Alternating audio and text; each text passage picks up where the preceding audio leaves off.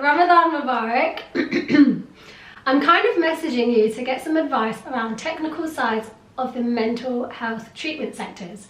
I'm an 18-year-old from England and I've recently reached out to my local services for some extra support that I've really needed for a couple of years but didn't reach out due to the confidentiality worries on my part.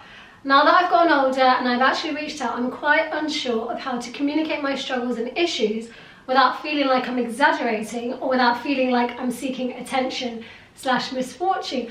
Oh, this is sad. I can say safely away from public eye that I do have serious issues that I seriously need help sorting out before it further derails my life. Due to my deep research into trying to understand my own self, as well as for over 5 years now, I have a lot of knowledge that I shouldn't exactly have. And I'm afraid of just appearing like I've sort of built these ideas for myself. I suppose my main concern is how to communicate my issues without sugarcoating it, out of fear of judgment or not being believed. Okay. Do you know what I saw recently on TikTok? There's this little boy, he's 13 years old, and on his TikTok he details how he keeps tweeting, but every tweet is just leading closer to when he's going to unalive himself. So he's saying, I'm feeling lonely, 13 years old, the little baby, saying I feel lonely, I feel sad and stuff like that. And then the next tweet is like, this is the date that I'm going to do the thing, and then the next tweet is something else leading up to that date. So we'll say like it's 6 o'clock in the morning. Did he do it? Yeah, and then the next tweet was his suicide note, but his suicide note was just the most purest thing that I've ever read in my life. Like, he was just 13 years old, Harder. Oh. He doesn't understand. You can tell, like, he's not old enough to fully understand the emotions that he's feeling. So how he's talking about things is mainly in relation to things like social media and wanting to see like his favorite, like sad that he's not going to see his favorite YouTuber flourish and stuff like that. Like, it was just so profound. It was just like the most innocent suicide note that I've ever read in my life. Whereas usually people detail in their suicide notes like how they're feeling, and it's usually this quite elaborate way of like how they've been living and stuff. He just wasn't feeling happy and didn't have anyone to talk to, and I think he was also being bullied at school. And I don't know, yeah, and I don't know, like, I don't know where his parents were or why he hasn't been able to speak to anyone, but imagine.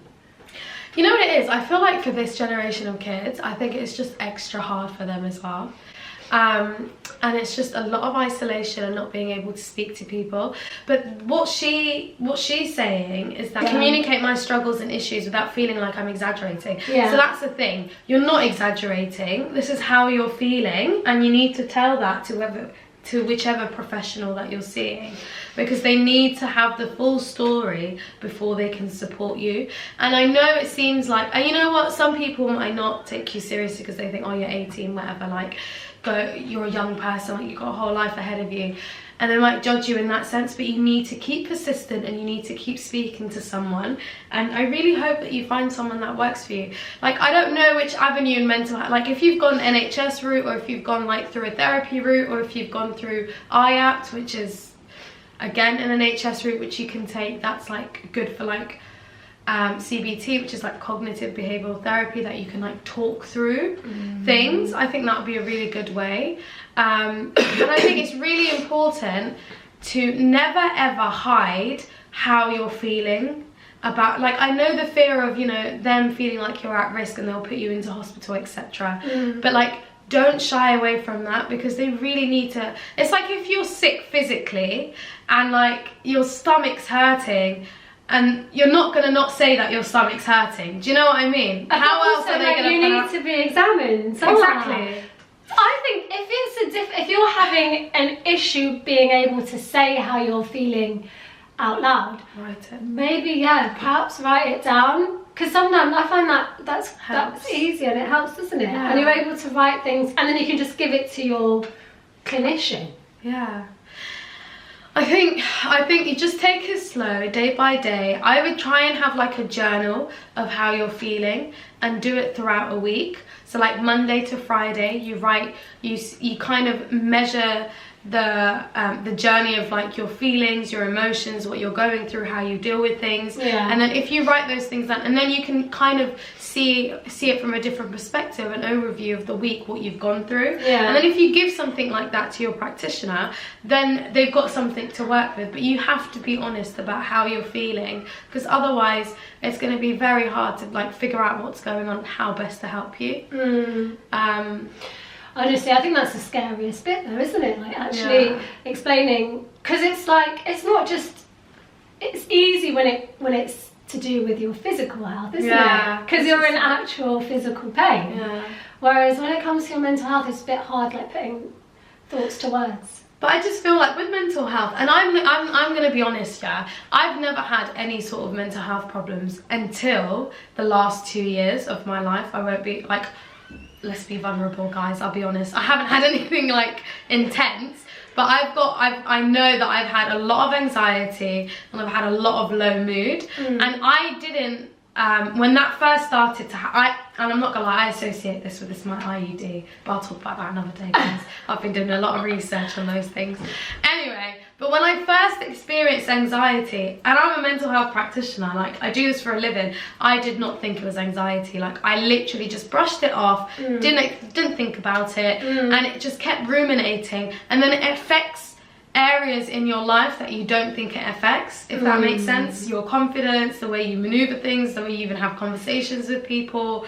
So it's like, if you're not direct and clear and recognize when something's wrong with you, or like your hormones are off balance or whatever, then it's going to be very hard for you to like navigate that, and then it's going to get worse and worse and worse, and then before you know it, you are not the person you used to be. Another thing, another reason why people need to advocate for themselves, especially in this current economic bullshit crisis that we're in, is that NHS is taking no one seriously at the moment. Let's be real. Like they're struggling. They're underfunded. They're not, do you know what I mean? You have to advocate for yourself, because even seeing a doctor, even having a face-to-face very hard consultation with a GP is the most difficult. I was on the phone to my GP today. I said, oh, can I get a telephone? Have you got a new GP now? Yeah, my old one, me and him wouldn't see eye to eye. But listen to this. I started getting that tummy pain thing again. So I called my GP today and I was like, and it was the receptionist that picked up, and she was like, oh, you know, he hasn't got any appointments available until the 14th of next month. And I said, is this a telephone appointment? Because usually you think telephone appointments are easier to come by. She was like, no telephone appointments until the 14th. And then I was like, okay, well, do you have any face-to-face appointments available? She's like, no face-to-face appointments available. I'm telling you that the process of even seeing a GP face-to-face is the most difficult thing ever. Unless you say it's an emergency. Unless you say it's an emergency. The process of even being able to see a doctor or a nurse or whatever is so difficult, and it's probably going to deter you from wanting to like get some form of care and treatment. So I just think people need to, if you're feeling some type of way, like you can't shy away from needing to see someone. Like when you get that person, you've got to hold on to them. Yeah, literally. Like if you've got someone on the phone that's able to help you, like, oh my god, because look at me, I'm waiting until the 14th for a telephone. Exactly. And I just want to add, before we go, you're 18.